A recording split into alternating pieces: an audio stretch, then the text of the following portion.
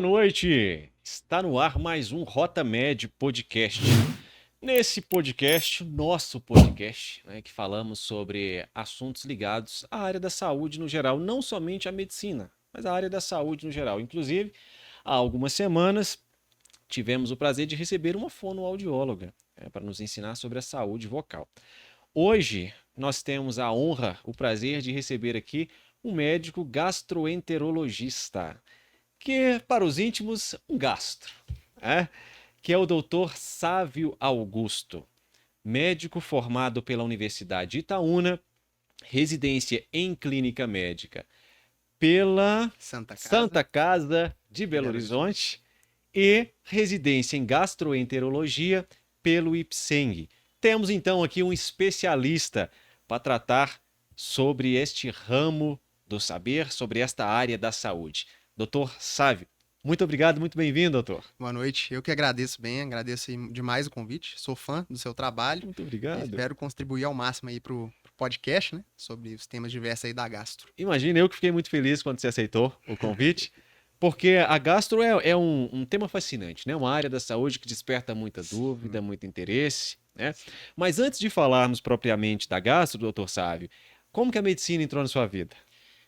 É muito interessante essa história, né?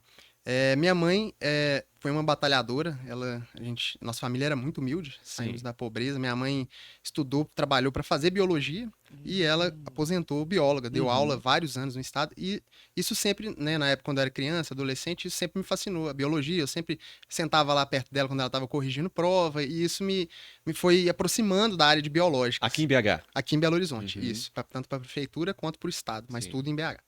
E a partir daí eu fiquei interessado com o tema, com o passar dos anos, e decidi a área, né? A grande área que seria biológicas, mas não sabia ainda o quê. Eu pensei em fazer biologia propriamente dita, mas eu fui vendo que eu queria um contato mais diferente, né? Um contato diferente com a saúde, né? Cuidar das pessoas de uma certa forma. E cheguei a me interessar por fisioterapia, mas quando eu descobri o que é, né? Uma profissão importantíssima, né? Extremamente importante, mas não era para mim, né? Eu me identifiquei mais com a medicina.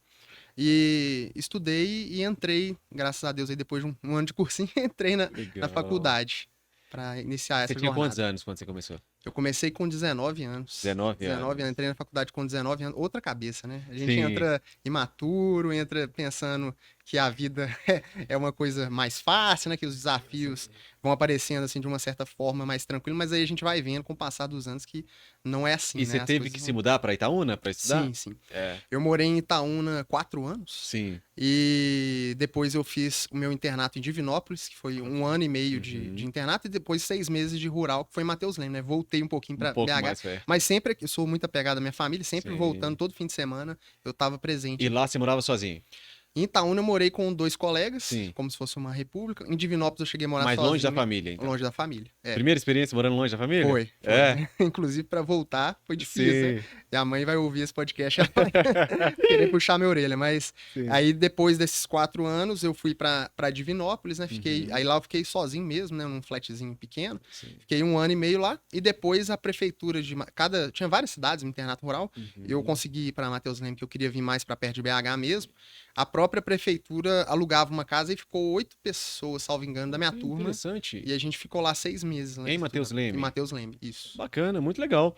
E aí, na medicina, não sei como é a grade lá da Universidade de Itaúna, mas você tem gastro em qual período? Então, na época... minha turma é a 5ª, né? A faculdade estava começando, se organizando. Então, foi muito focada para atenção primária, principalmente. Eu não sei como é que é lá na PUC também é bem serviço da comunidade, atenção primária. Então, também. acaba que a gastro foi vista junto com outras disciplinas, né? Até então, eu me interessei, mas não sabia que era gastro ainda. Eu gostava muito de cirurgia. No 5º período, eu fiz prova aqui pro estágio do João 23, fiz estágio no João 23, 6 meses de pequenas cirurgias, né? De emergência, auxiliava os cirurgiões aqui, estágio informal, mas eu aprendi muito.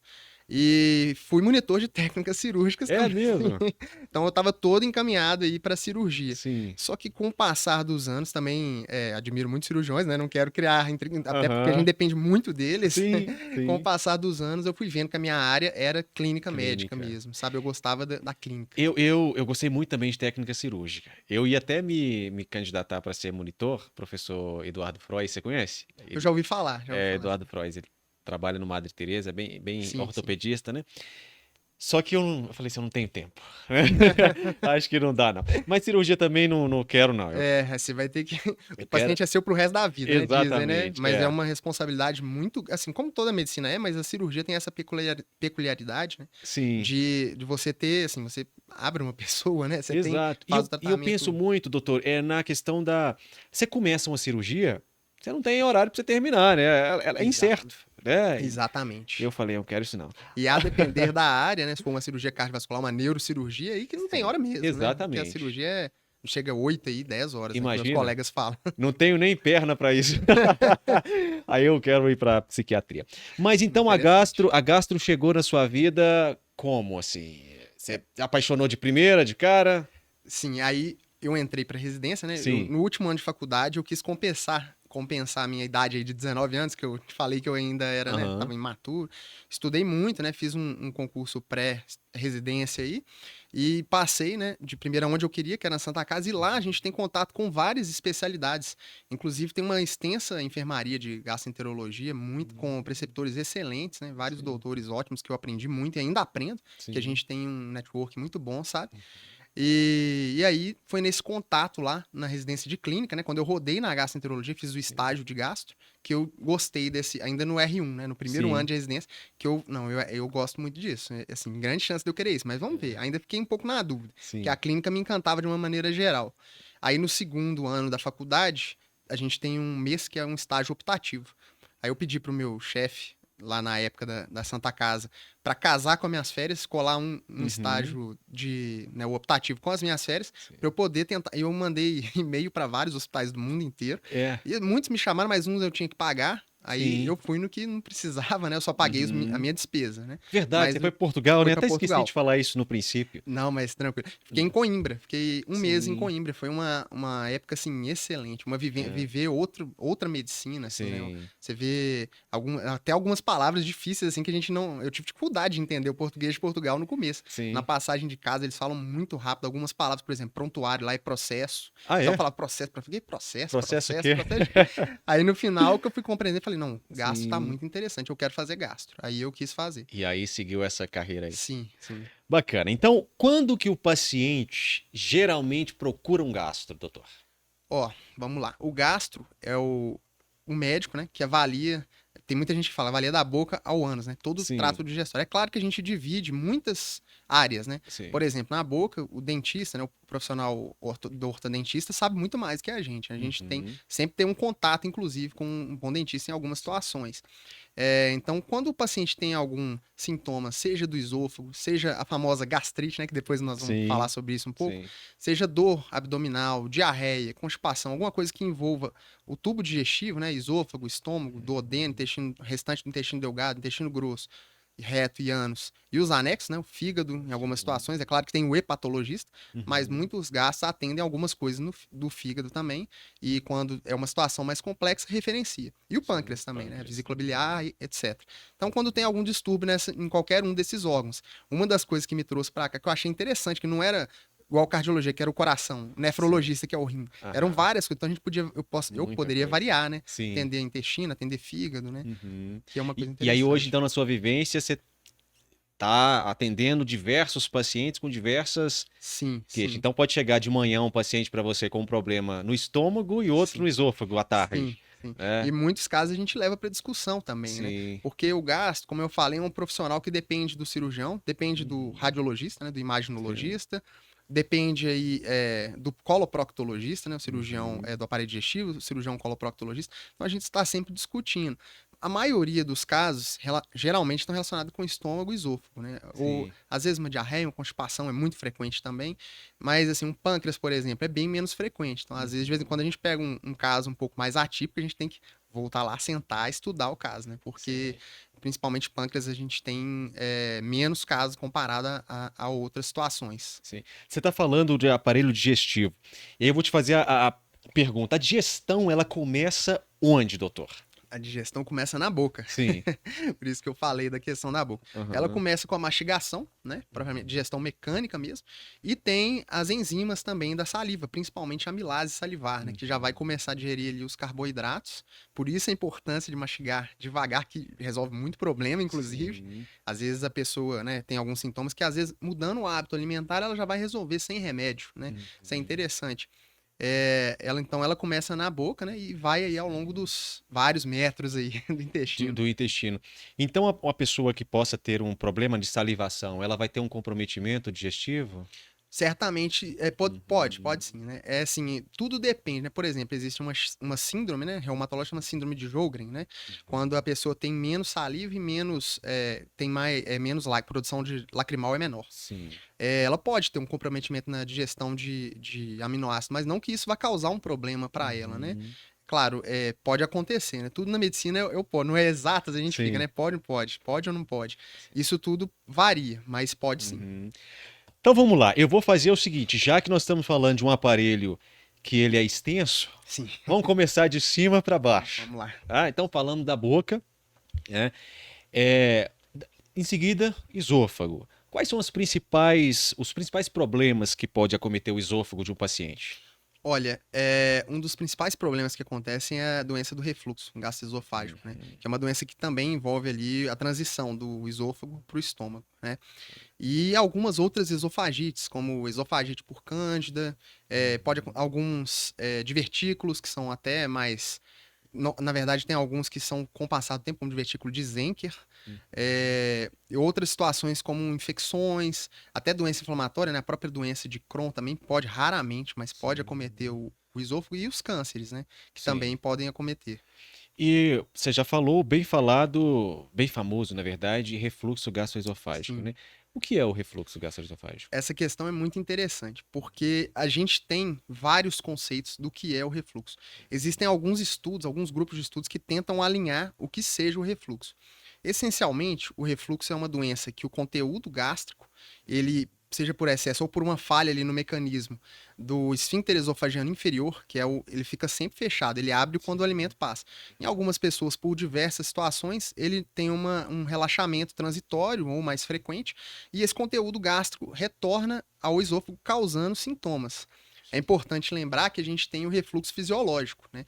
O refluxo fisiológico, ele não causa sintomas, a gente nem sente, né? Quando a qualidade de vida começa a ficar comprometida com sintomas que o pessoal chama popularmente de azia, né? Que é a pirose, né? Sim. Que é o ácido subindo mesmo, a sensação de subindo. Queimação, seja pirose ou que o pessoal regurgitação, fala, muitas vezes né? até queimação, exatamente. Seja, às vezes até alimento mesmo. O pessoal refere até que o alimento chega na boca, às vezes, muitas das vezes. E outros sintomas também extraesofagianos, como a tosse, né, laringite, até meio questionável exacerbação de asma, mas isso tudo pode acontecer, sabe? E aí tem um consenso de Lyon, que saiu atualização agora em outubro, que é um dos maiores, é o maior grupo aí europeu que pesquisa isso, né? Junto com o americano também. Ele meio que adequou ao que o americano indicava, que seria o refluxo é uma doença que quando tem sintomas ou complicações, né?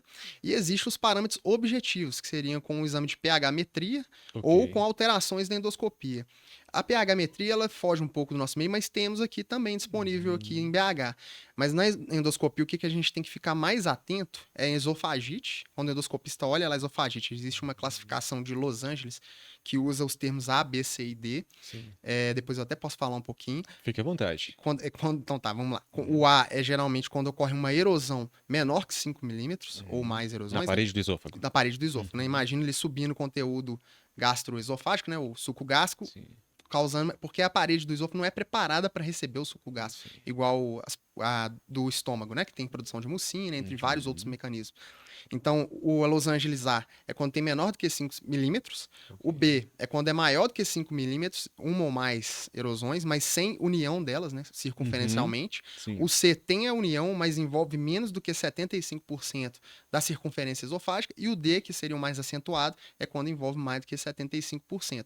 Então, isso é uma alteração. Então, o consenso agora de Lyon trouxe que antigamente era só o C e o D, quando tinha a união, que era considerado. Então, o consenso de Lyon, ele trouxe o B também, como uma alteração sugestiva do esôfago.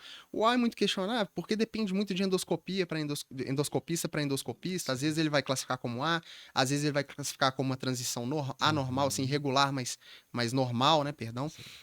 Então, quando é B, C e D, fala a favor de uma doença do refluxo gastroesofágico.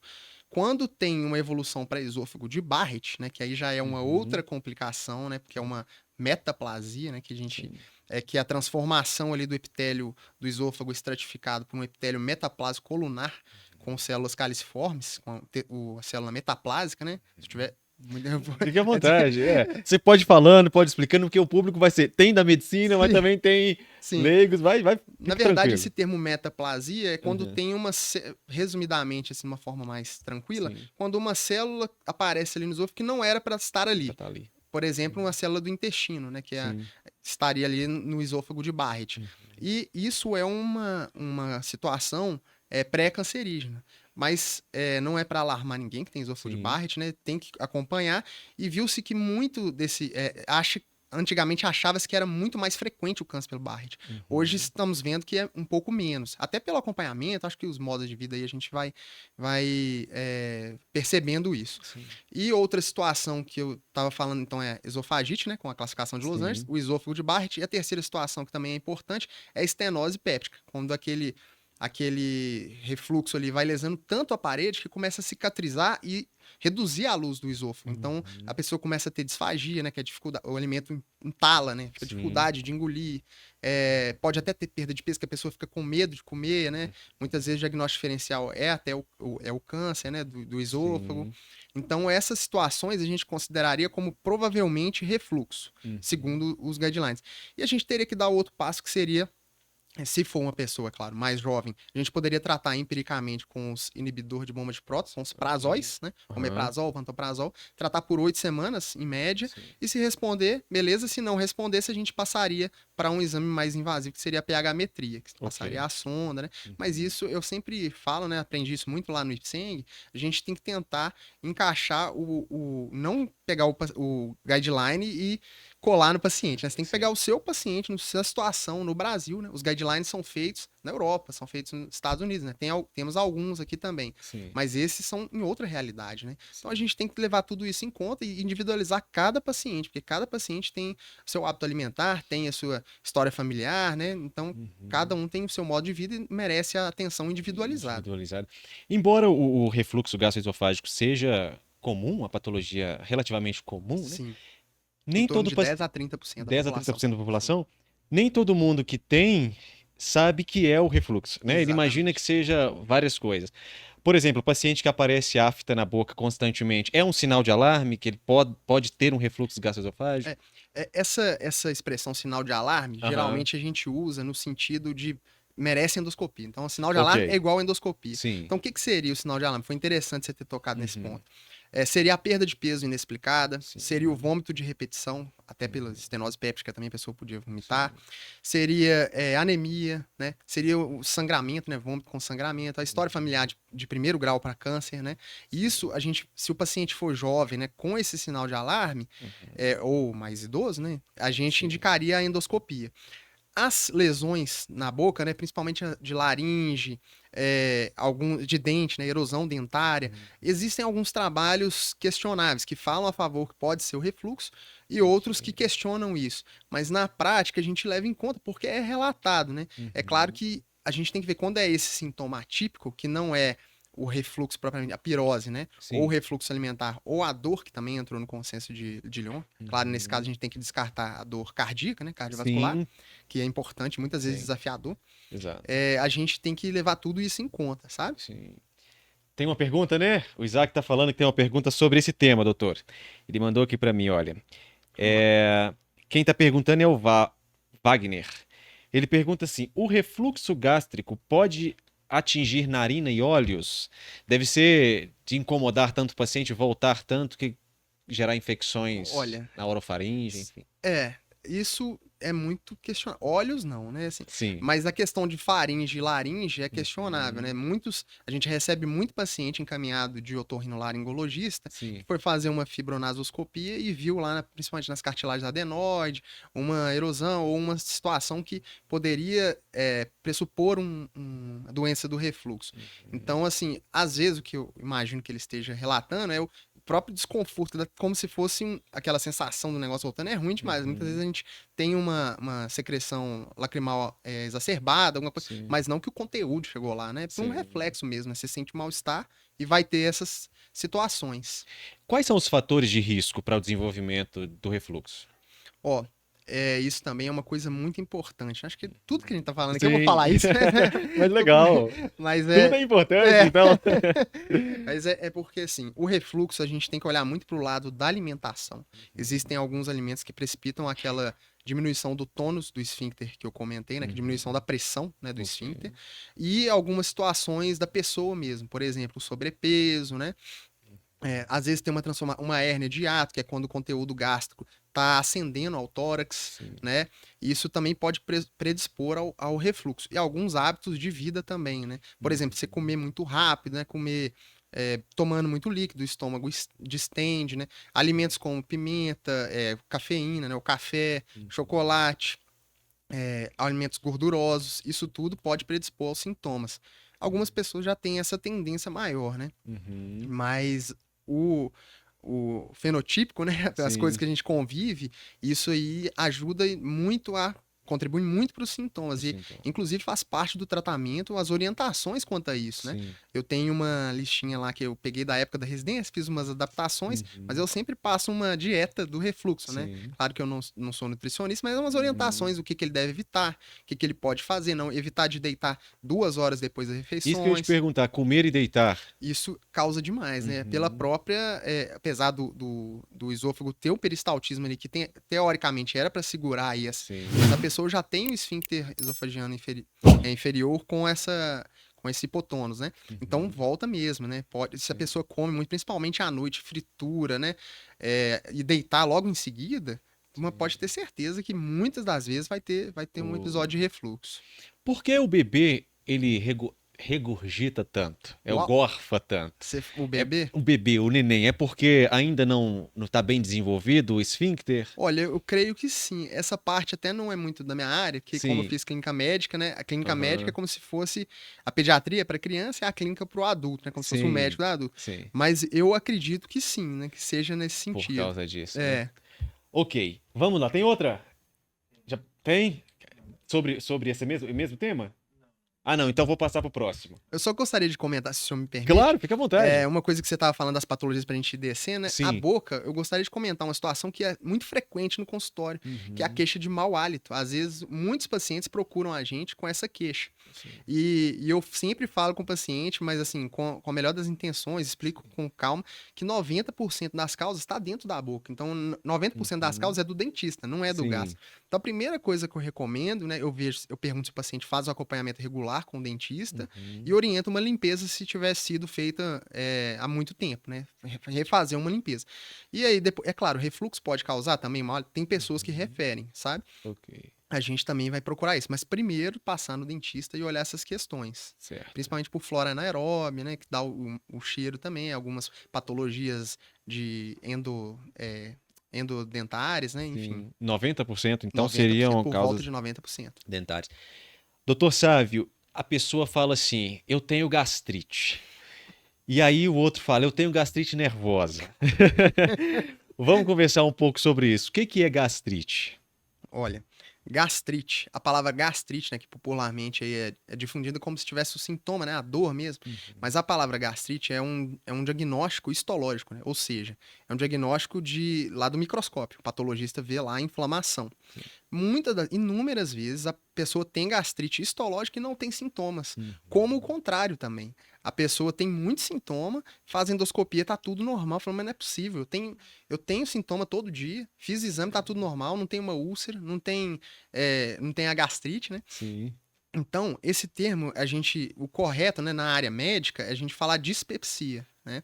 E a gastrite nervosa, como a gastrite é um termo histológico, a gente talvez seria uma dispepsia funcional, mas o termo não é nervoso, porque nem sempre está relacionado ao fato porque você imagina uma pessoa nervosa, tô nervoso, tô tendo sintoma, mas tem outras situações que podem levar a essa dispepsia funcional, né? Sim. Inclusive temos critérios objetivos aí para dar o diagnóstico, né? E separamos ela inclusive em duas síndromes. Quais são os critérios? Os critérios são, nos últimos 6 meses você tem que estar tendo sintoma, e a gente divide ela em duas grandes síndromes. Sim. Síndrome de dor epigástrica, né, que seria, eu acho que aí que seria a gastrite que o pessoal tanto queria falar, né? E a síndrome do desconforto pós-prandial, né, do empachamento, né, comi um boi, né, parece que acabei de alimentar, tô com a sensação que comi um boi. Sim. Muitas vezes as duas formas podem vir concomitantes. E a gente tem que, é interessante diferenciar, porque o tratamento às vezes é único, mas dá pra gente nortear por onde começar, né, o tratamento. E lembrando, Ben, que 70% mais ou menos dessas dispepsias são funcionais. Aí eu tento explicar o que é isso, né? É que não são orgânicas, não vê uma causa aparente. É o que o paciente perguntou, não tem nada aqui. O problema que está sendo cada vez mais percebido é ou por um peristaltismo um pouco mais lento, ou um estômago mais acelerado, uma hipersensibilidade visceral, né? Um desconforto que para mim não causa nada, para você pela inervação ali você causa sintomas. Eu tento explicar isso para o paciente. O mais interessante é ele entender e confiar em você. É claro que para você falar em dispepsia funcional, você vai ter que descartar algumas causas. Por exemplo, a dispepsia pelo H. pylori, né? E algumas outras situações, como parasitose, que no Brasil é muito frequente, né?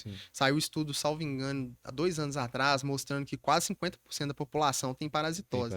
O pessoal pensa que parasitose é aquele verminho, né? Mas temos os protozoários, principalmente a ameba e giardia, que a gente não vê a olho nu e que estão incluídos aí nesses estudos. E causam dispepsia, porque muitos deles colonizam ali o duodeno, ali na divisa ali do estômago, e podem dar esses sinais, sabe? Sintomas. E o principal dele é a dor epigástrica? Dor epigástrica, Dor epigástrica. Que aí a gente poderia tratar, né? Se for uma pessoa mais jovem, tratar com aquela questão do inibidor de bomba de próton, né? Que são os IVPs, prazóis, né? Popularmente conhecido como prazóis. E se for o empachamento, né, o desconforto pós-prandial, a gente também pode usar ele, mas a gente pode tentar uma outra classe que chama procinéticos, que são medicações que, pelo menos teoricamente, facilitam ali a contração gástrica e ajudariam nesse esvaziamento, sabe? Mas nem sempre resolve, então a gente tem que ir tentando. Outra medicação que às vezes ajuda muito são os antidepressivos tricíclicos. E é uma coisa que eu sempre explico pro paciente, ó, tô usando, você vai ler na bula, tá lá, depressão, ansiedade, não é para isso que eu tô usando. Eu tô usando como se fosse um modulador neuronal, para tentar tratar aquela hipersensibilidade visceral que eu expliquei. Eu explico tudo isso para ele, vamos começar uma dose baixinha. Isso praticamente não vai te causar sintomas, a gente vai começar devagarzinho. Se causar, a gente ou estagna ou retira o medicamento, né? Mas é bem tranquilo, mas tem que ter um acompanhamento, porque não tem receita de bolo, né? Cada paciente responde de uma forma. E a pessoa que quando fica muito ansiosa, sente muita dor no estômago, o que pode ser isso? Isso aí eu acho que grande parte das vezes enquadra nesse quadro de dispepsia funcional. Que era antigamente chamado de gastrite nervosa, né? Mas é claro, merece uma avaliação do gastroenterologista, tem que fazer alguns exames. Até porque, por exemplo, se o paciente, né? Eu falei, porque a maioria é mulher que teria uma dor em cólica ali, mais até puxando ali pro hipocôndrio direito, que é a região direita de cima do abdômen, você lançaria a mão de um ultrassom de abdômen para descartar uma doença litiásica biliar, né? A famosa pedra na vesícula. Se for outras coisas que você tem que descartar, né? Intolerância alimentar, né? Intolerância à lactose, até mais raro, frutose, doença celíaca, né? Muito mais rara ainda, doença de Crohn em estômago. Então, assim, tem algumas situações que medicamento, né? Tem que lembrar que alguns medicamentos podem causar sintomas também. Sempre tem que fazer uma anamnese bem redondinha, né? Bem completa, pra gente avaliar isso tudo, né? E o estresse é capaz de estimular a produção de ácido clorídrico? Sim. Existem pesquisas nesse sentido, porque uma coisa muito interessante é que temos hoje cada vez mais o conceito do eixo cérebro-intestino. Ou estômago, né? Cérebro, trato gastrointestinal. Que a pessoa, quando tem... não sei se alguns dos espectadores vão se identificar com o que eu vou falar, mas tem uma prova, né? Aí sim, Uhum. tem aquele primeiro encontro, Sim. então vai ter aquela sensação, aquele desconforto que, na verdade, vai passar momentâneo, assim, às vezes a pessoa não vai fazer nada, vai passar. Outras vezes não, né? Outras vezes vai ter que procurar Sim. ajuda, vai ser recorrente, né? Sim. Então, é uma situação que pode ocorrer, sim. Sim. O pH do estômago, ele é ácido, Sim, obviamente, né? por volta de 2, em 2, 3 no máximo. No É. pH. E por causa do suco gástrico, Sim, né? sim. Existe algum alimento que altere o pH do estômago? Ou bebida? Olha, eu acho assim, se a gente pensar de uma maneira, lá voltando lá atrás na escola, né, na química Sim. mesmo, qualquer coisa que você jogar ali dentro do estômago, né, vai Uhum. interagir com o pH do estômago. Então, se você jogar, Sim. é como se você fizesse uma reação ácido-base para tornar um alimento neutro, né? Um alimento, não, um elemento neutro. Eu tô te perguntando isso porque o pessoal Hum. fala assim: gosto de comer feijoada tomando uma Coca-Cola porque ajuda na digestão. Ajuda? Olha, eu acho difícil, viu? Você vai ter muita eructação, né? Muito arroto, né? Sim. E às vezes vai ter muitos gases, né? Que vão flatulência também, mas eu acho que vai ajudar no sentido, talvez no alívio ali, mas depois vai ter É porque consequências. a feijoada é boa. A Coca-Cola pra essa pessoa deve ser boa também, É, né? Então vai ajudar só exatamente. nisso. Ai, ai. Mas então, café. O café, Café. ele faz bem ou faz mal ao estômago? Ó, isso aí uma coisa que eu estudei muito, porque eu gosto muito de café. Sim, E de vez em quando eu sinto até um pouco de refluxo aí por causa do por causa café do também. café. O café, ele tem a questão principal da cafeína em si. A Uhum. cafeína, ela pode facilitar aquele relaxamento do esfíncter inferior e fazer com que o suco gástrico suba, né? Ascenda. Porém, existem outras questões além da cafeína que influenciam nisso. Muitas vezes o paciente tenta passar para o café descafeinado, né, ou decafeinado, e não tem uma melhora. Aí fala, mas doutor, mas eu tirei cafeína, não melhorou. Né? Além de ter outros alimentos envolvidos, né, não é só o café, Sim, mas se pensar só no café, existem alguns fatores, como a qualidade do grão, a acidez que o grão traz, tudo isso pode interferir de alguma forma. Então, assim, eu diria que com moderação não tem problema. sim, Mas é aquela. Volto novamente naquele conceito de individualizar, né? Cada pessoa é de um jeito. Tem gente que não vai tolerar nenhuma xícara, né? sim. E o que eu falo com os pacientes é: ó, você gosta do seu cafezinho de manhã? Pode tomar, né? Eu não tô aqui pra Uhum. proibir nada, tô aqui pra tentar te ajudar a Sim. controlar os sintomas, mas não senta na mesa pra trabalhar com uma garrafa de café do lado e vai É. tomando ela o dia inteiro. Aí não dá, né? Aí Não há não dá. estômago que aguente. Doutor, eu cresci ouvindo as pessoas dizerem assim: Fulano tem gastrite e aí evoluiu para uma úlcera. Uhum, É, você já explicou a dispepsia, né? uhum. O que é a úlcera no estômago, a úlcera duodenal, péptica? Vamos falar um Sim, pouco sim, sobre isso. sim. Olha, úlcera péptica é interessante a gente puxar lá da história, né? Que Uhum, antigamente, só avançando um pouco, o tratamento era só cirúrgico, né? sim. Então, antes dos inibidores de bomba de própria, era abrir lá e, Uhum, dependendo se a úlcera estava perfurada, alguma coisa, você tinha sim, que operar. Para chegar nesse ponto, você não tinha medicação, né? Chegava nesse ponto porque você não tinha medicação. sim. Mas vamos lá. A úlcera, ela é, na verdade, um abaixamento da mucosa ali por lesão, né? Começa ali com uma erosão, né? Que é um machucado mesmo. E aquilo ali vai continuando até lesões por perda de mecanismo de defesa ou por algum agente que está agredindo. O que seria esse agente? Principalmente o H. H. pylori, pylori. primeira causa, e a Uhum, segunda causa que a gente tem que lembrar são os anti-inflamatórios não esteroidais, que é uma causa muito comum de úlcera péptica, como você bem falou, sim. gástrica duodenal, gastroduodenal, né? Uhum, Então, essa ferida aí sim não vai causar muita dor, né? sim.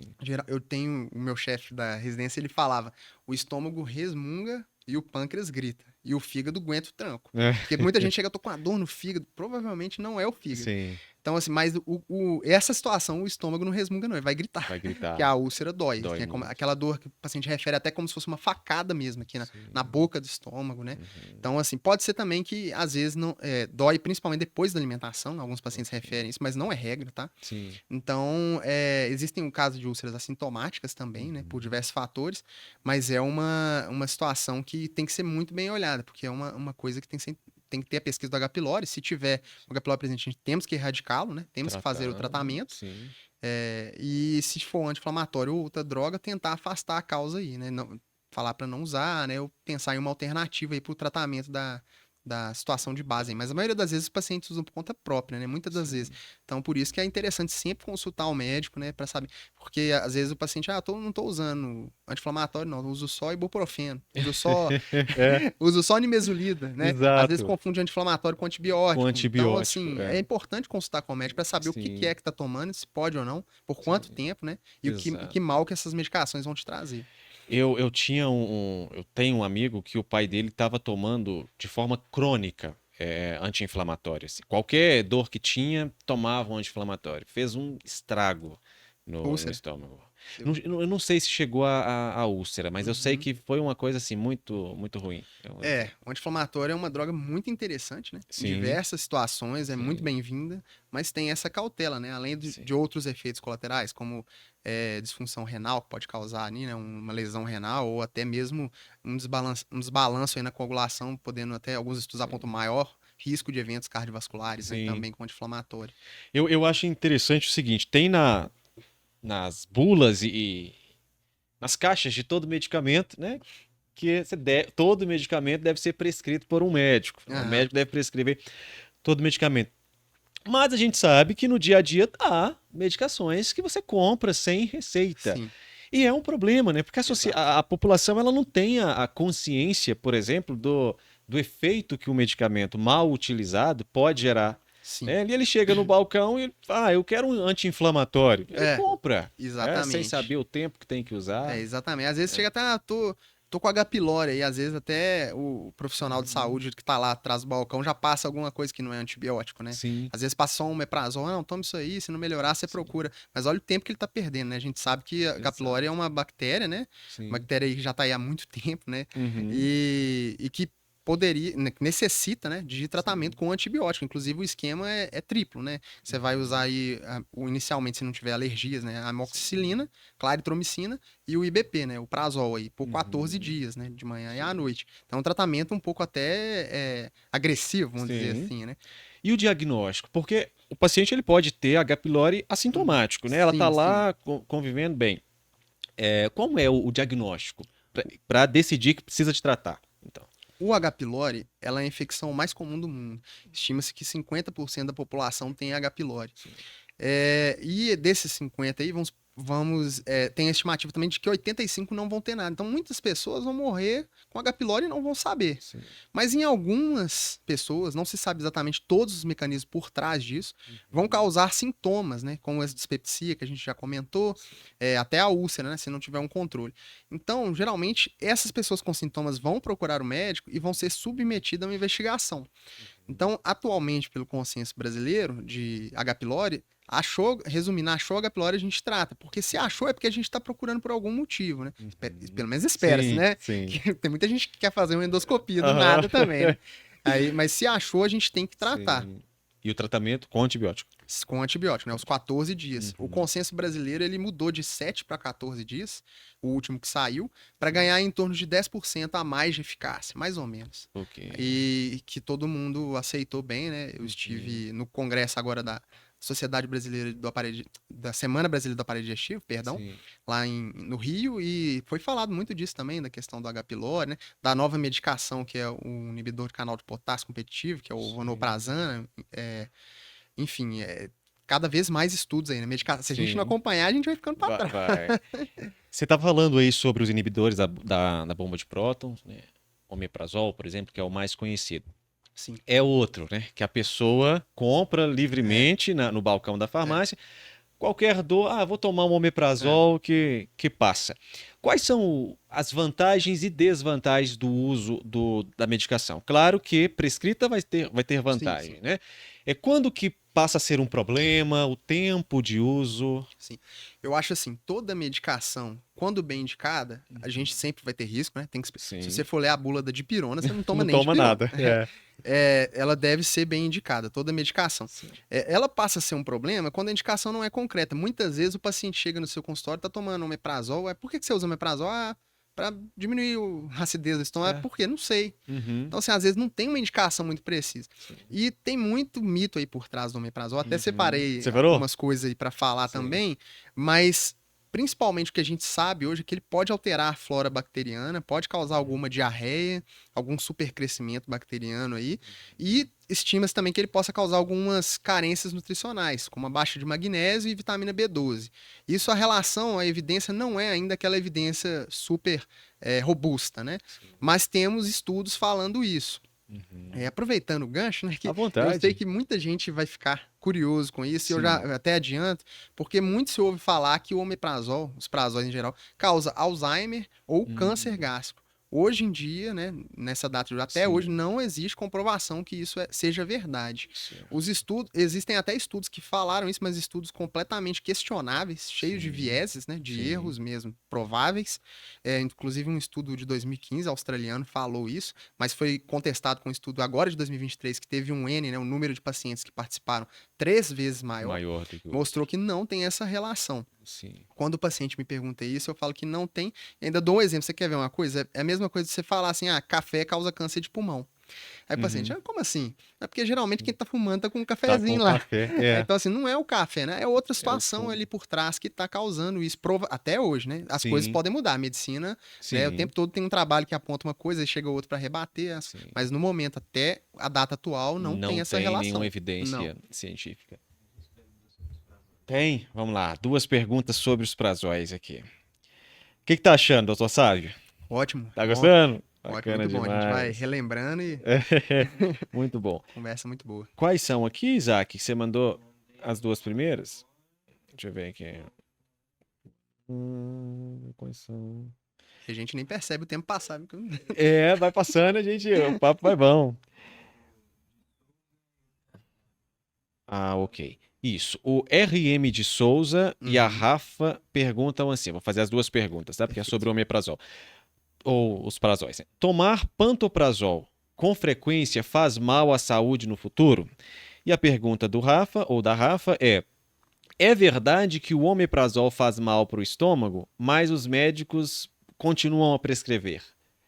Eu acho que é isso que você acabou de falar, né? O estudo que é questionável. Exatamente. Tem essa questão do... E isso que eu falei do magnésio... Foi até bom essa pergunta, porque isso que eu falei do magnésio e da vitamina B12 é um uso que seria a longo prazo, né?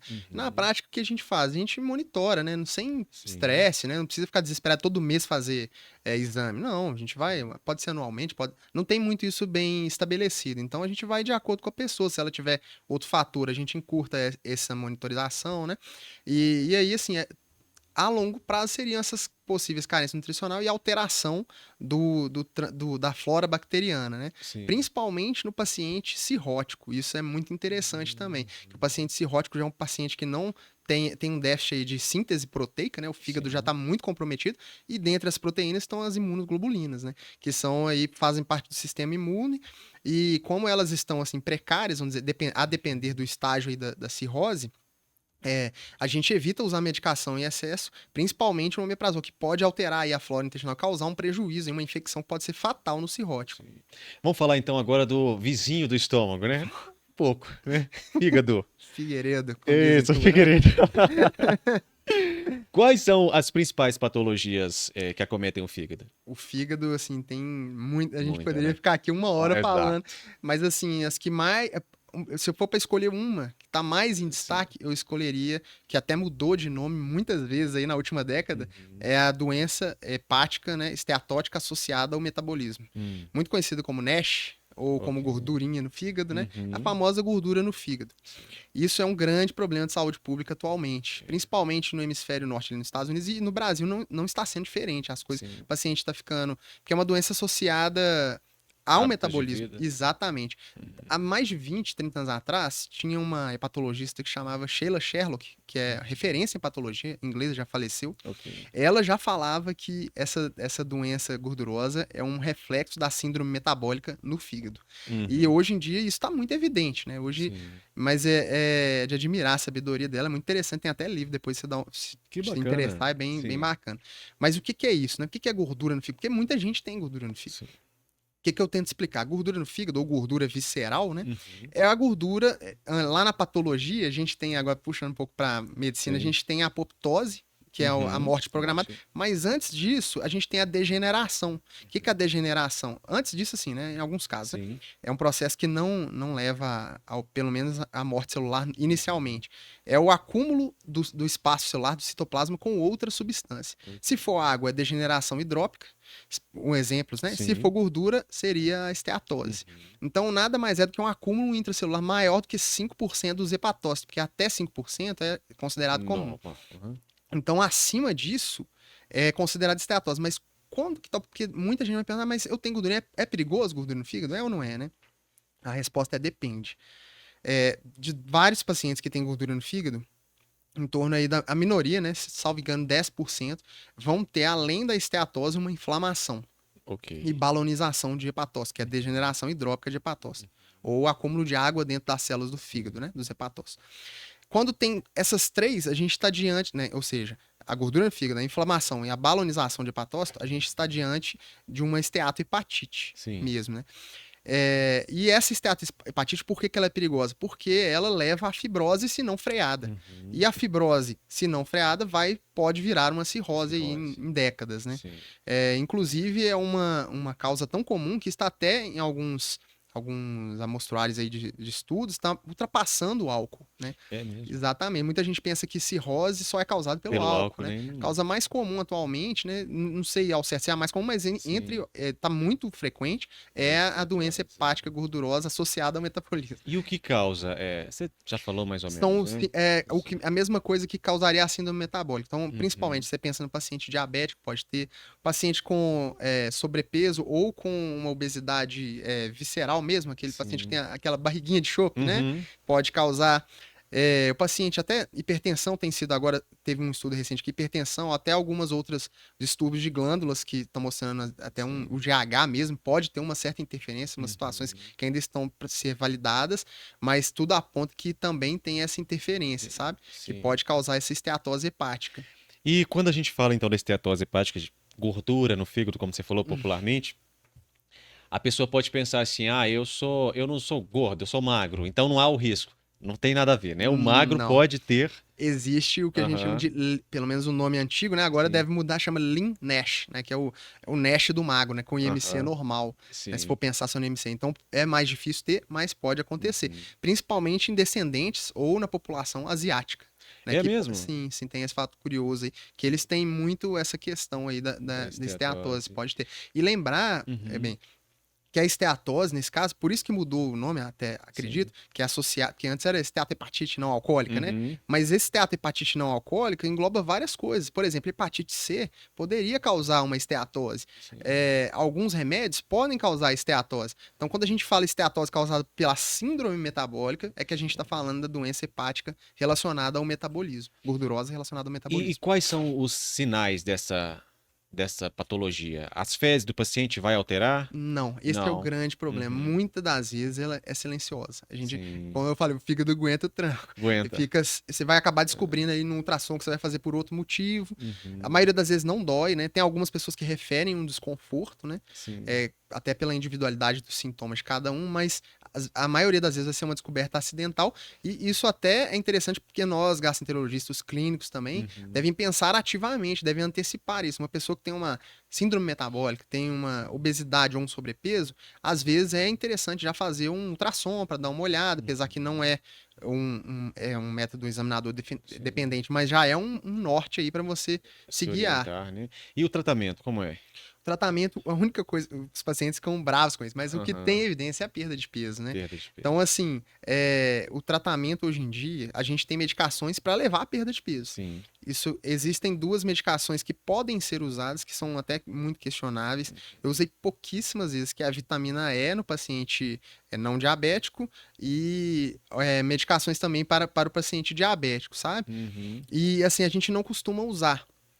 Na prática, porque o que resolve mesmo é a perda não tem jeito. Mudança de hábito de vida. Exatamente. Então, se for para escolher uma droga, eu acho que claro, tem que ter aí uma participação junto com um endocrinologista, né? Mas talvez um análogo de GLP, né? Que seria as glutidas aí, o Ozempic, o famoso Ozempic, ou Saxenda, né? Para objetivar a perda de peso. Mas lembrando, né? Até orientando o paciente que isso vai ser uma ponte, né? Ninguém quer ficar usando isso para sempre. Não é para isso. Doutor, o que causa esteatorreia? Esteatorreias são... O que é esteatorreia, né? Primeiro, a esteatorreia é gordura nas fezes. Sim. Geralmente são déficits absortivos, uma situação que o intestino ele não está conseguindo absorver a gordura, ou tem gordura em excesso que vai causar. Um exemplo clássico de esteatorreia é a pancreatite crônica, né? Que é uma situação que o pâncreas ali já não está produzindo lipase o suficiente e acaba que o bolo fecal, o quimo, né? Não é... O bolo fecal não, né? Porque é bem antes. É o bolo alimentar, né? Sim. Ele não é bem digerido e isso vai se refletir lá embaixo, lá na esteatorreia, né? Gordura nas fezes. Tem outras causas também, né? De outras doenças, mas o principal, se for pensando aí, Tá mais relacionado ao pâncreas. Sim, sim. Que tá... Vamos falar dele então aí. A gente geralmente liga o pâncreas à insulina, né? Mas não é só insulina. Não, né? insulina aí seria para os endócrinos, né? Exato. Mas para gastro a gente pensa principalmente nas pancreatites, né? Sim. Pancreatite aguda e a pancreatite crônica. Além do câncer também, né? Que aí tem a parte do oncologista que anda junto com a gente. O que é essa pancreatite? Pancreatite, né? O sufixo it, ele fala sobre inflamação. Assim como a gastrite, né? Sim. A pancreatite é uma inflamação do pâncreas. E o que causa essa inflamação? A maioria das causas é a doença litiásica biliar. Estima-se aí que 70% ela e o álcool. Primeiro ela, depois o álcool. O etilismo abusivo, né? Assim, muito intenso, que vai causar essa pancreatite. É aguda, né? Sim. E existem outras causas um pouco menos frequentes, como a hipertrigliceridemia, né? E quando eu falo de hipertrigliceridemia, eu não tô falando de um triglicérides ali, que o valor é mais ou menos até 150. Eu não tô falando de triglicérides de 200, tô falando de 800, de 1.000, mais de 1.000. É um exagero, muito exagero, que o sangue, a amostra do sangue dá até... No laboratório, eles percebem que o sangue tá cheio de gordura mesmo, né? É um sangue diferente mesmo. Sim. E isso pode causar. Algumas outras. Aqui no Brasil tem o escorpião amarelo, que pode causar mais raramente, né? Que é o Tito serrulatus, salvo engano. E algumas medicações também podem causar, né? Tem várias, mas as mais comuns é a etiologia biliar, né? Alcoólica e aí hipertrigliceridemia também entra aí nesse meio. E o pâncreas tá ali, né? Único, aliás, é um órgão só, né? E por que quando como que eu posso colocar isso para não soar polêmico, né? Deixa eu pensar, viu? Gastro é polêmico. Gastro é polêmico, né? Por que geralmente as infecções ou os problemas do pâncreas evoluem tão rápido e com a gravidade maior? Porque é interessante porque, assim, o pâncreas, né, como ele é um local que está retroperitoneal, e ele tem essa inflamação do pâncreas, vai causar um sequestro do terceiro espaço, né? Para ser mais ou menos entendido, vai ser como se estivesse sugando os líquidos, né? Vai causar um estado ali de inflamação extremamente intenso. E isso é muito rápido, né? A evolução disso é muito rápida. Então, uma coisa que eu falo de antemão é pancreatite é igual internação. E a gente tem que ter um cuidado, né? Porque, assim, a pessoa vai chegar lá com dor no andar superior do abdômen, com dor intensa, de poucas horas, associada ou não a náusea e vômito, você tem que pensar, tem que estar a pancreatite ali nas suas hipóteses, entre outras coisas, mas pancreatite tem que estar ali, tem que dosar ali a amilase e a lipase. Até atualmente está se falando mais em dosar só a lipase, mas a maioria das pessoas dosa a amilase e a lipase para ver se 3 vezes maior do que o valor de referência, somado à dor, né, já fecha aí 2 dos 3 critérios de Atlanta que configuram o diagnóstico de pancreatite. O terceiro seria alteração na tomografia, na imagem, que na maioria das vezes não é necessária, inicialmente, porque demora para ocorrer essa transformação. Então você vai pedir ela quando você está pensando em outra coisa que pode ser assim, muito fortemente. Se for para escolher um exame para usar naquele momento, concomitantemente, seria um ultrassom de abdômen. Para você já investigar se tem cálculo biliar, porque é a causa mais comum, então a gente tem que pensar naquilo. E o paciente, aí já puxando até para o tratamento, ele vai estar vomitando, vai estar com dor intensa, a gente tem que dar uma grande quantidade de soro, né? Alguns guidelines falam até de 250 a 500 ml por hora. Isso é muita coisa. Só que você não vai fazer isso e virar as costas e sair. Você vai ter que ficar ali reavaliando. Né? Se você tiver um ultrassom point of care, você vai usar, ver as linhas lá do pulmão, se tá tendo congestão, né? A veia cava. E aí você vai diminuindo de acordo com cada paciente, com a resposta de urese, né? Você vai levar tudo isso em consideração no tratamento. Aí me pergunta também da dieta, né? Porque tinha o conceito do repouso pancreático. O pâncreas tá lá, você tem que... Isso caiu por terra, né? Por que a gente não vai dar comida no começo? Porque o paciente não vai tolerar. O paciente mesmo, ele não precisa preocupar com isso, porque de 24 horas, principalmente nas 24 horas, ele vai estar vomitando, ele vai estar com dor intensa, então ele não vai tolerar.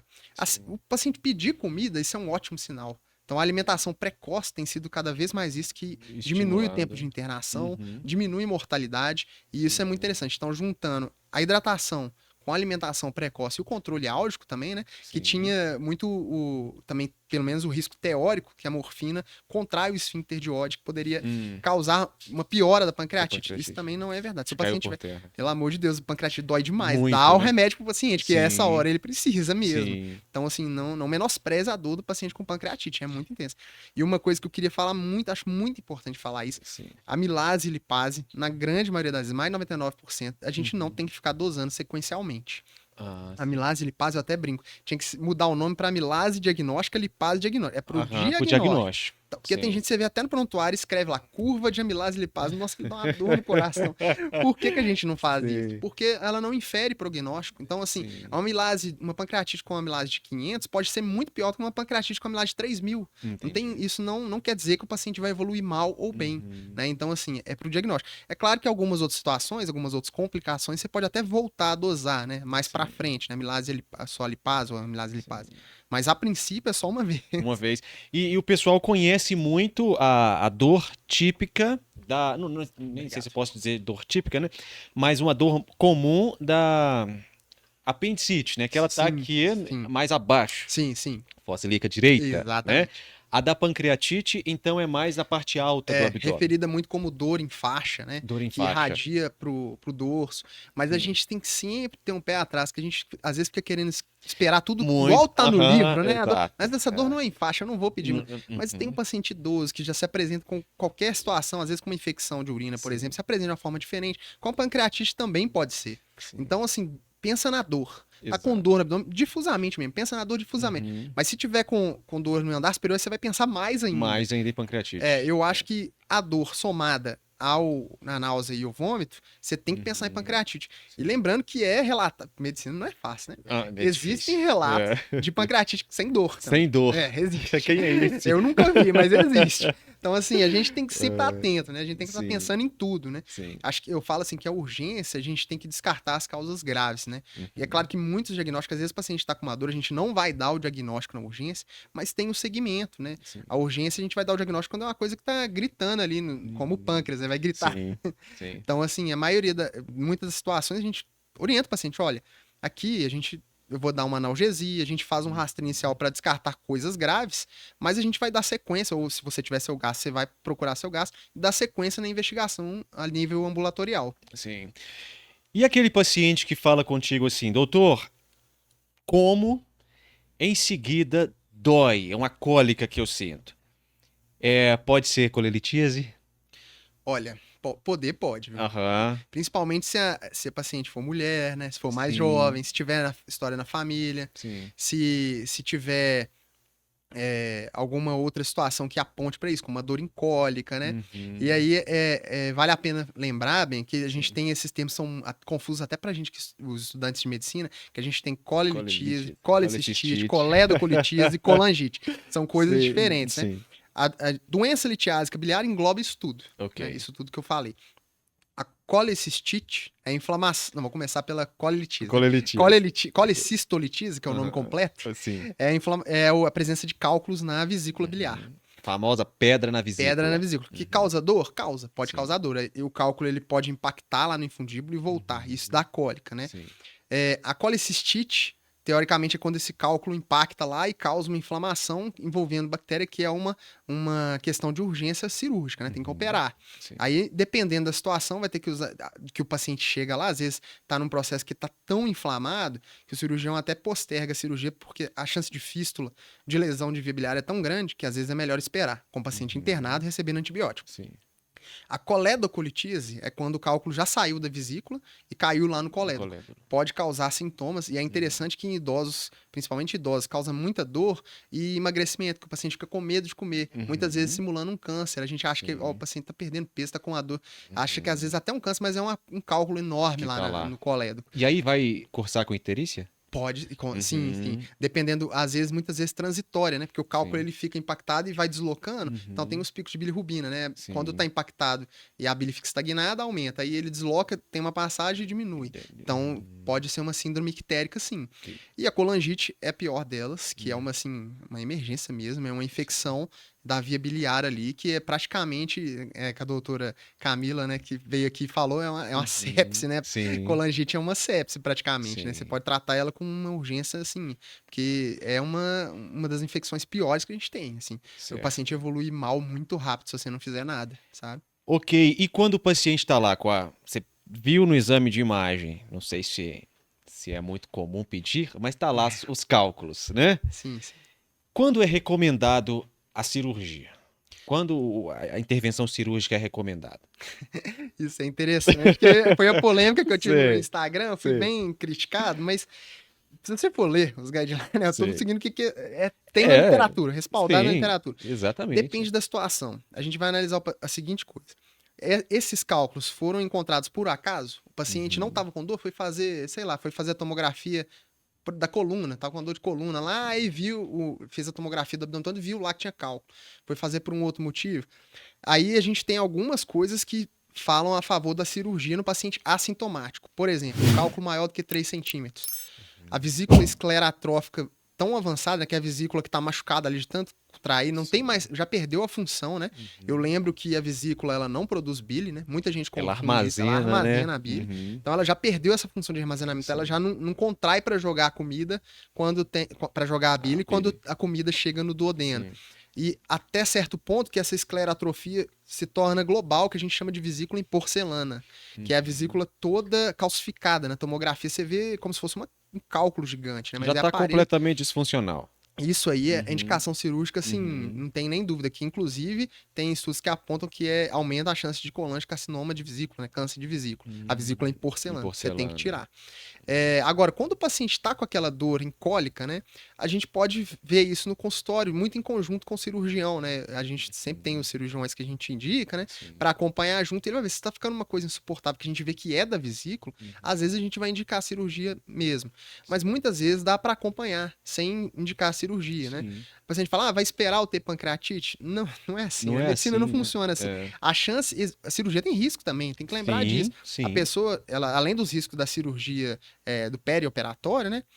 Operatório, tem os riscos depois, por exemplo, uma diarreia colerética, né? Que a pessoa não vai ter mais o reservatório, é como se fosse a bile babando ali o tempo inteiro no tubo digestivo. Em algumas vezes, as pessoas podem ter diarreia secundária, isso, na maioria das vezes transitória, costuma resolver, mas outras vezes não, outras vezes vira uma diarreia crônica, né? Acima aí de 4 semanas. Então, sim, a gente tem que pesar tudo isso na hora de decidir. Agora, colecistite, né, que é a inflamação, tem que tirar a vesícula, né? Na pancreatite biliar, a gente indica tirar a vesícula na mesma internação, se possível. Entendi. Sabe? Porque a gente sabe ali que aumenta muito a chance. E tem que explicar para o paciente que a chance de cálculo diminui demais, mas não acaba, né? Como a vesícula não produz a bile, pode haver cálculo primário no colédoco. É bem menos provável, mas pode acontecer. E o cálculo no colédoco, ele vai provocar também as fezes esbranquiçadas ou não? Sim, se ele tiver naquela situação que você comentou de causar uma síndrome ictérica, ele pode causar as fezes, né, esbranquiçadas e a urina em Coca-Cola, né? O pessoal fala colúria e a colia fecal. Sim. Isso pode acontecer, sim. Em qualquer síndrome ictérica, na verdade, obstrutiva, né? Quando a gente pensa em colestase, em estase de bile. Sim. É isso que eu ia te perguntar. Então, o paciente viu lá que as fezes estão mais esbranquiçadas, né, do que o normal. Perdeu a sua coloração típica. O que pode ser? Tudo isso que você falou. Sim, sim. A primeira coisa que a gente vai ter que ver é se o paciente está ictérico também, né? Porque muitas vezes o paciente nem percebe, né? Ele tá olhando para as fezes, mas às vezes não olha o espelho e vê que tá amarelo. Principalmente onde tem as células que tem elastina que vão aderir mais à bilirrubina e causar, né? Geralmente debaixo da língua, na esclera do olho. Então, se ele tiver ictérico, a gente vai pensar numa síndrome obstrutiva. Existem alguns alimentos que podem modificar aí a coloração das fezes. E outra situação também é daquela desabsorção, né? Às vezes a fezes com muita gordura, o paciente vai entender que tá branca, né? Ou de Sim. outra cor, né? Verde, né? Assim, depende muito do que o paciente... Inclusive, a gente tem uma escala de fezes, não sei se você conhece, É, escala de Bristol, não que conheço. muitas vezes eu pego ela e mostro pro paciente, ó, Aí a cor não, não, o é o aspecto. aspecto, é de Ah, 1 a sim. 7, sendo 1 e 2 constipação, né? Sim. 3 e 4, até às vezes 5, normal, geralmente 3 e 4, e de 5 a 7 mais diarreico, sendo 7 água mesmo, sabe? Água. Aí eu, Aham. às vezes o paciente não consegue explicar, tá assim, mas não, não tá coisa, tá pastoso, não. Então, peraí, aí eu abro lá, me mostra aqui mais ou menos, aí ele vai... Sim. Eu até brinco, sabia que tem escala até pra Escala para fezes, fezes. tem isso também. Que legal, doutor Sábio. Você tem um Instagram que chama Descomplicando a Gastro, Isso. né? Eu vou acessá-lo aqui, porque tem umas postagens lá que são muito interessantes que você coloca. Deixa eu acessar aqui. Eu quero conversar um pouquinho sobre as postagens que você fez aqui, ó. Uma delas, a última inclusive. Tenho intolerância à lactose. Posso tomar remédios que possuem lactose no comprimido? É, Ah, isso aí eu também fui criticado. Tem é. paciente que jogou de pé junto. Não, isso tá errado. Eu tomo e tenho diarreia. Mas Uhum, isso aí não sou eu que tô falando, né? Isso aí são os estudos que mostram que a quantidade de lactose no comprimido, em alguns comprimidos, é tão ínfima, tão pouca, uhum, que não vai causar sintomas. É como se você tomasse, assim, as dadas proporções, uma gota de leite, né? sim. Então, assim, eu sempre falo, se você tá com diarreia tomando remédio, pode ser, eu apostaria num efeito colateral do remédio por outro mecanismo que não a lactose, Uhum, ou então em uma outra coisa não relacionada à medicação. com a A medicação. gente tem que ver. É porque o paciente, às vezes, ele fala: não, mas é assim, se eu não tomar o remédio, eu não tenho. Se eu tomar, eu tenho. Então vamos ver Uhum, outras causas, né? O que, que tem mais ali? Às vezes o próprio remédio tem efeito colateral, diarreia, o sim. composto químico dele vai ter. E não é porque tem a lactose no remédio, Exatamente. né? E aí também eu sempre ressalto que existe a intolerância à lactose primária e secundária, né? Hum, A primária, basicamente, é o que a gente mais vê muito aí. Os pacientes falam, tem intolerância à lactose há muito tempo, desde sim. de criança e adolescente eu já percebi, né? Ou mais novo,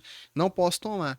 Mas a gente lembra que a lactase, ela fica ali nas velocidades, bem na pontinha, ali, bem no topo Uhum, do intestino. sim. Por que que eu tô falando isso? Porque quando tem uma inflamação ali no intestino, uma enterite, né? Pode ser até uma gastroenterite mesmo, Sim. por bactéria, por vírus, qualquer seja a etiologia, pode causar uma falha ali na absorção de lactose, porque a lactase está comprometida ali na inflamação. Por Vamos, causa da infecção prévia. exatamente, vamos Uhum, dizer assim, né? Para ficar uhum, mais fácil de entender. sim. Então, isso é uma coisa que existe e eu considero muito na hora de avaliar os pacientes com essa situação, sabe? Sim. Muitas das vezes até falar, não tinha condição de tomar leite, passa um tempo, tratou, voltou, tá tudo normal. É porque o intestino vai reparar ali, né? A inflamação vai Uhum, cessar e as células, teoricamente, vão voltar à função normal, né? sim. Espera-se, Você né? estava falando da primária e da secundária. A secundária é quando tem essa infecção, quando tem a Aham, afecção, melhor dizendo, né? Que sim. pode ser infecção ou pode ser por uma doença autoimune, né? Uma outra situação, né? Uhum, Ou uma parasitose, né? Que tá comprometendo ali, tá como se fosse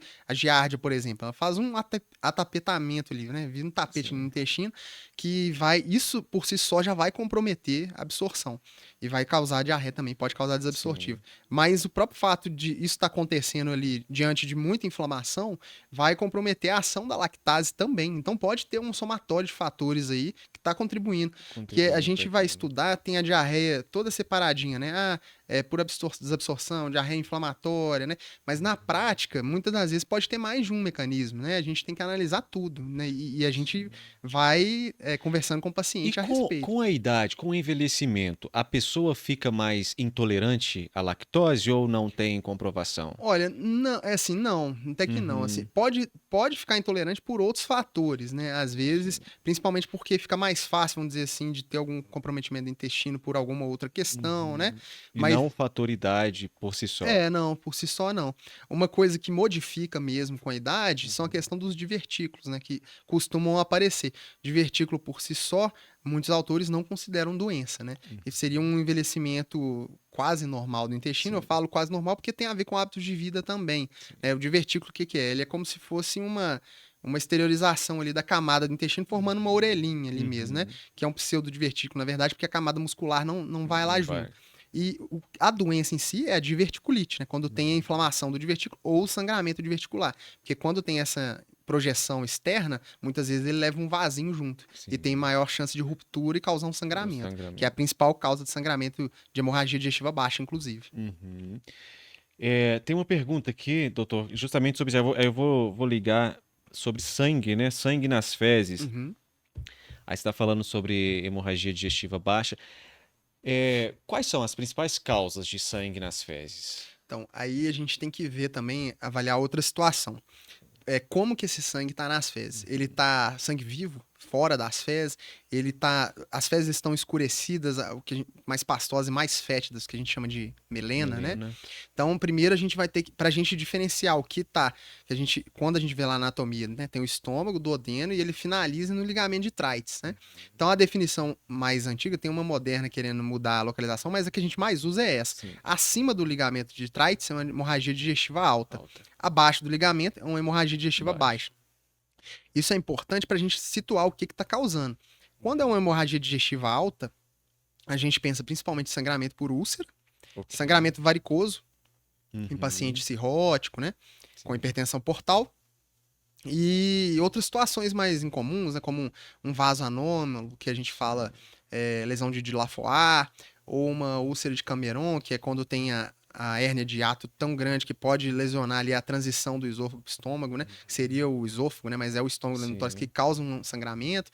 Ou a Mallory Weiss também, que é muito falada, que é o vômito. Você vai vomitando, que machuca ali e sai sangue depois de um tempo. Sim.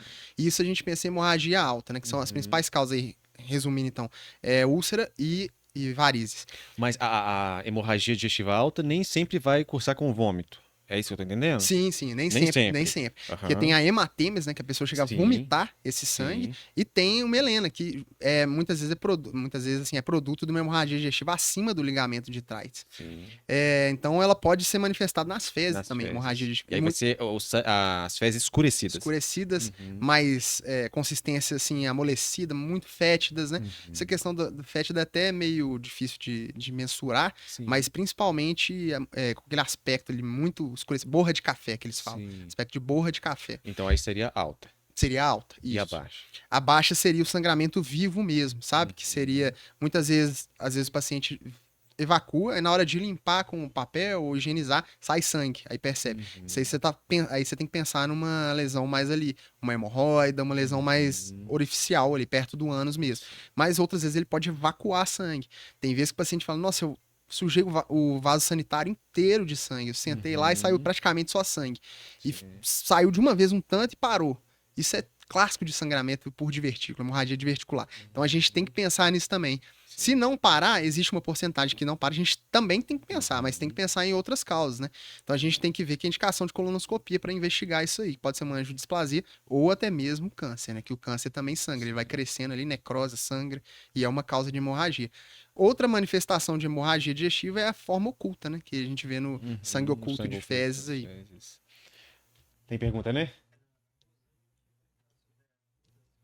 Perguntou sobre a cor? Então deixa eu ler a pergunta dela aqui. Cadê? Rosângela? Isso. Ela fala, exatamente. Fezes com cor muito escura. O que quer dizer? Exatamente. Então, assim, pode ser melena, né? Tem que ser avaliado por um gastroenterologista, um médico, mas pode ser por uma composição de alimento mesmo, né? Não sei, assim, pelo menos, eu já ouvi muito relato, quando como muito chocolate, as fezes saem um pouco mais escurecidas. Então, o alimento, ele interfere também, né? Tem a questão até, por exemplo, da urina, né? Da beterraba, que você come muita beterraba, tem a descrição da urina mais avermelhada. Então, assim, tem essas, puxando só como exemplo, né? Claro que não é minha área, mas tem que ver essa questão alimentar, tem que pensar em sangramento, com certeza, tem que investigar.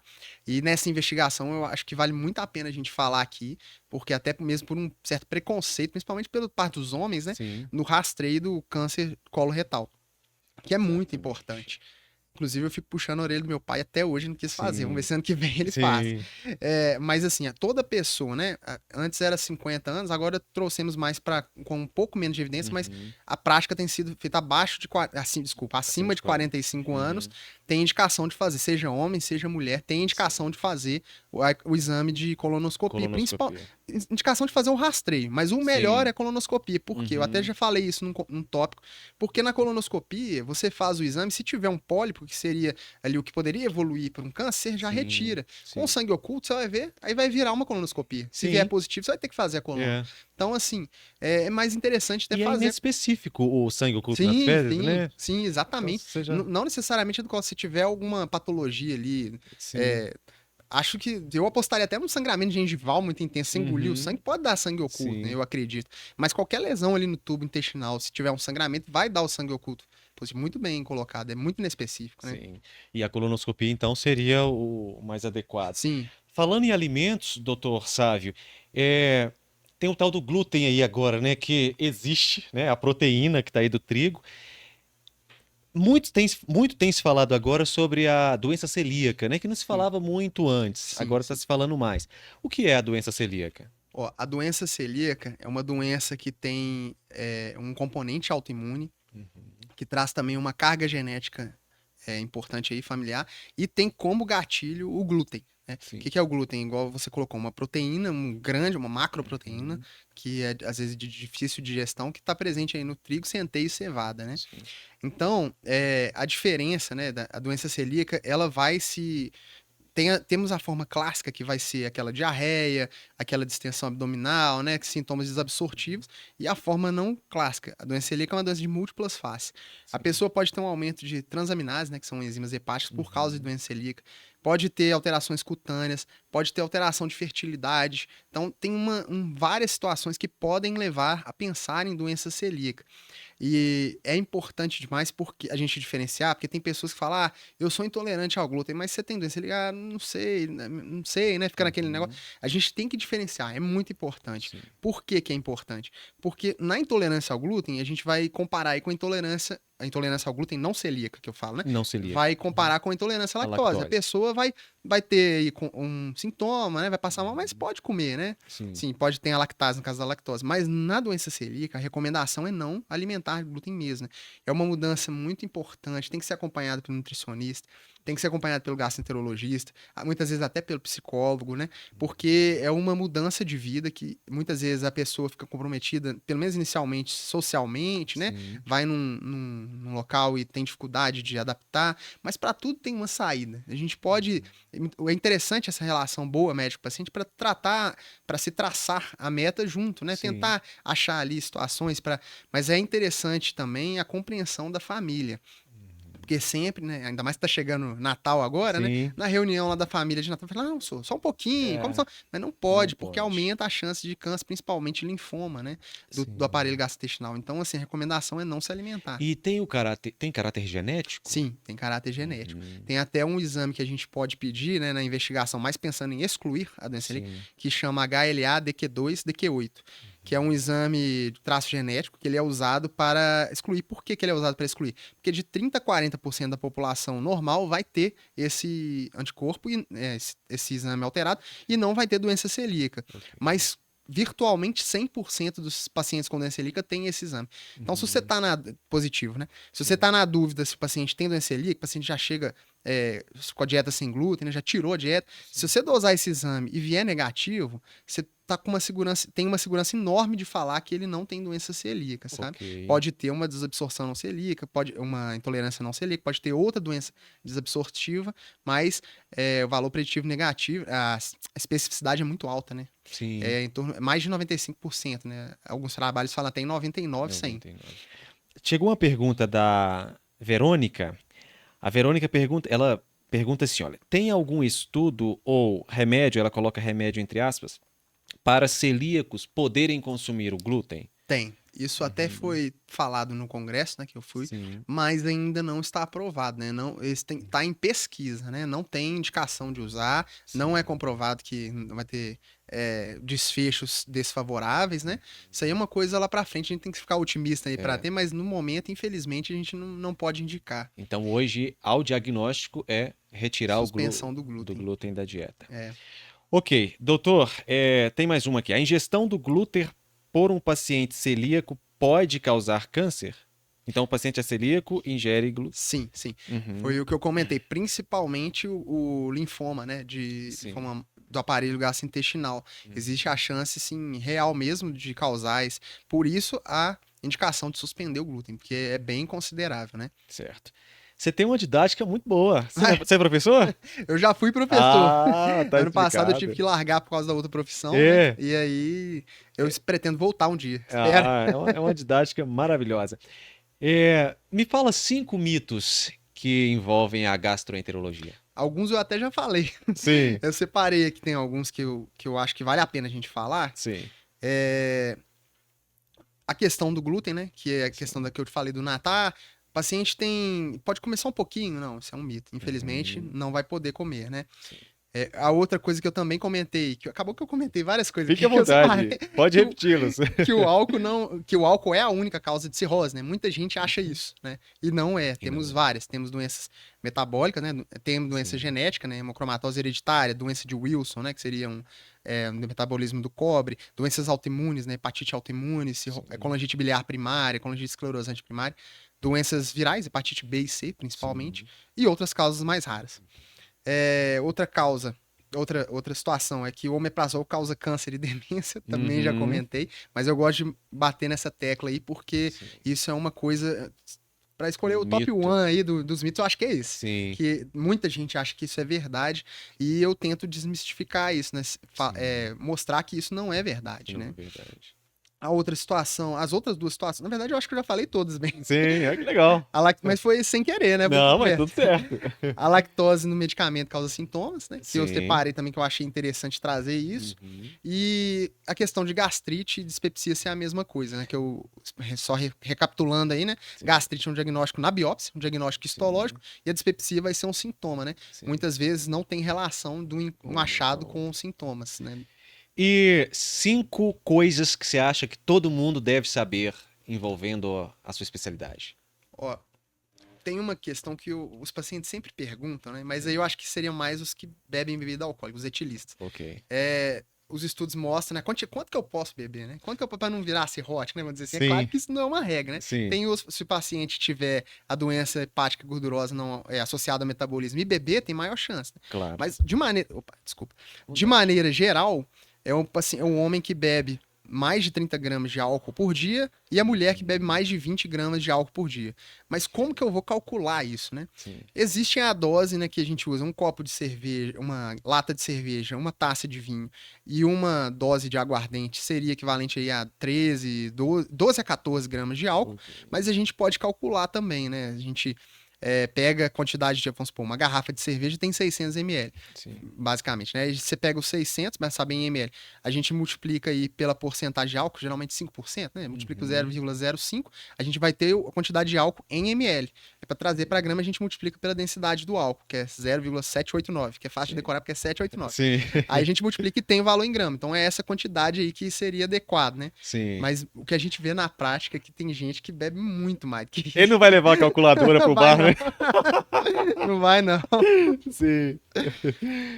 Outra situação é o eixo cérebro-intestino, né? Que eu comentei, que eu achei interessante, que esse conceito tem tá cada vez mais sendo trazido à tona, né? Mais sendo falado, que é muito importante, a gente não pode menosprezar.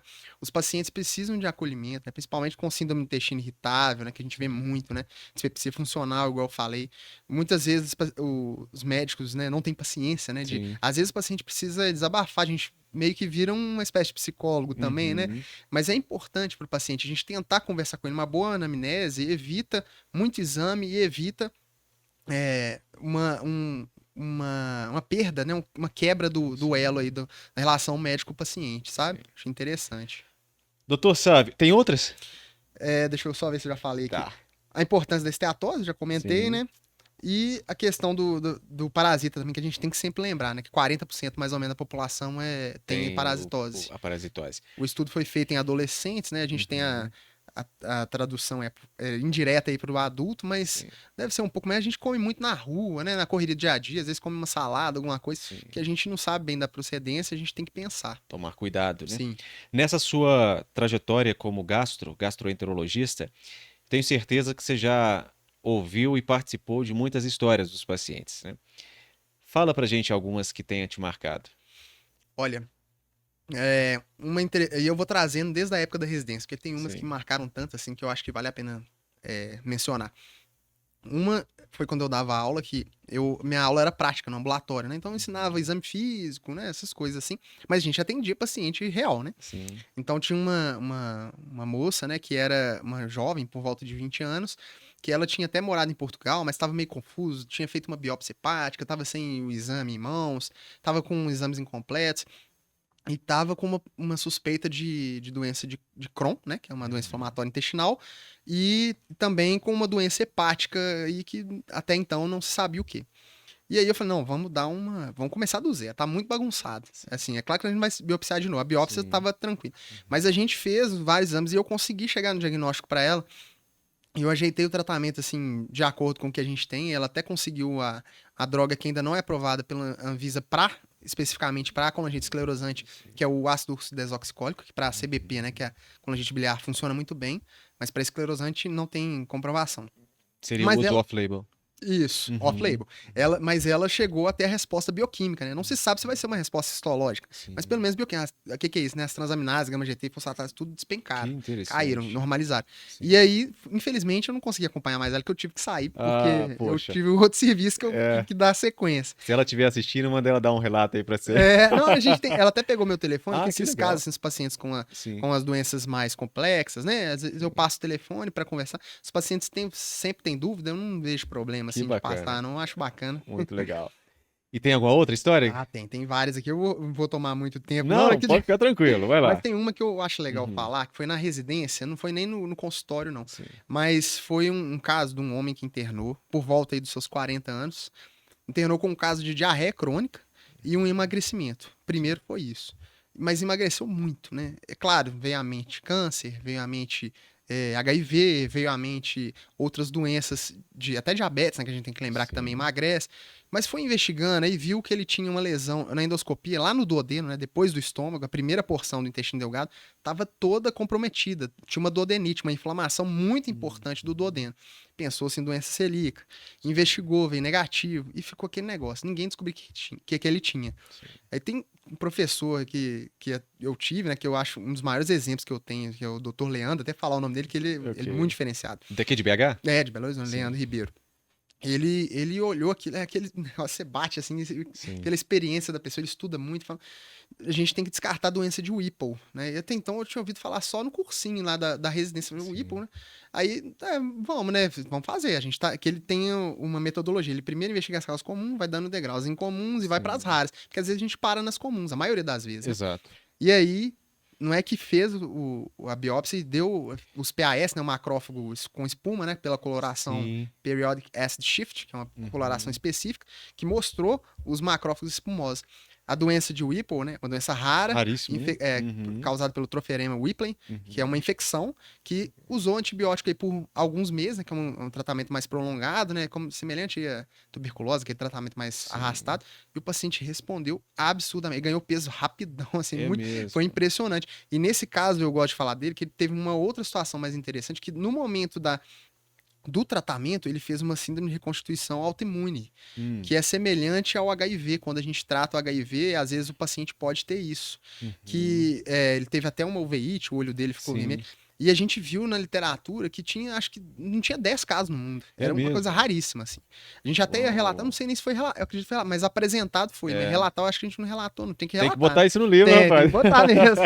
Mas foi um caso interessantíssimo, muito legal. Muito bacana, muito legal.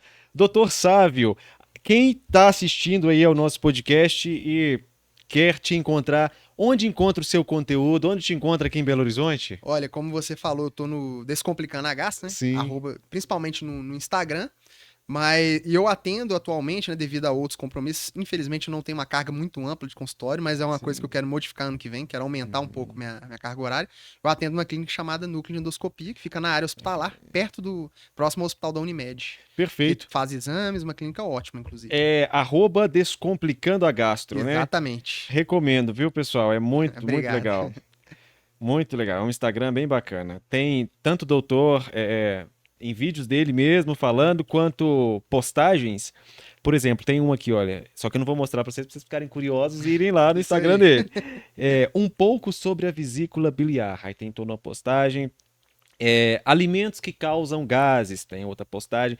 Aí esse aqui, ó, é bem interessante. Você já ouviu falar em Ai, eu não vou conseguir falar isso. Calprotectina. Calprotectina fecal? Já ouviu falar? Não? Então vai lá no Descomplicando a Gastro com o doutor Sávio que você vai ouvir. Muito obrigado, doutor. Eu que agradeço Um imensamente. prazer, viu? Prazer imenso.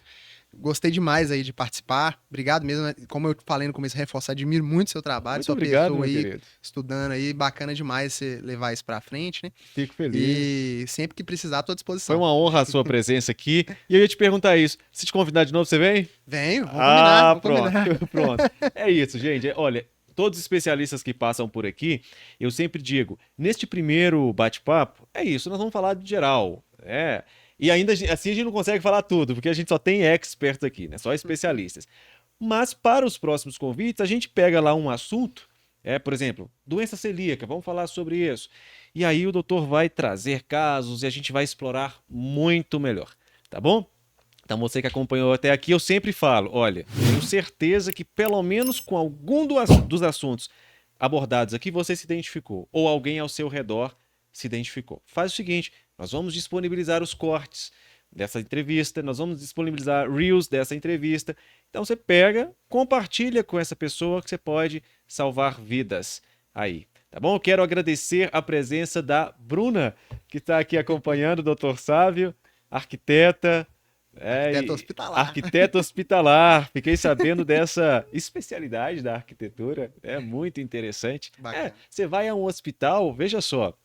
Tem lá o médico para cuidar de você, tem o enfermeiro, tem todo o corpo da saúde, os técnicos, os fisioterapeutas, mas você está num ambiente, e esse ambiente precisa de ser pensado e organizado por um profissional, e é arquiteta. Muito bem. Muito obrigado a todos vocês que acompanharam até aqui. Até o nosso próximo programa. Um abraço. Muito obrigado. Um abraço. Muito obrigado.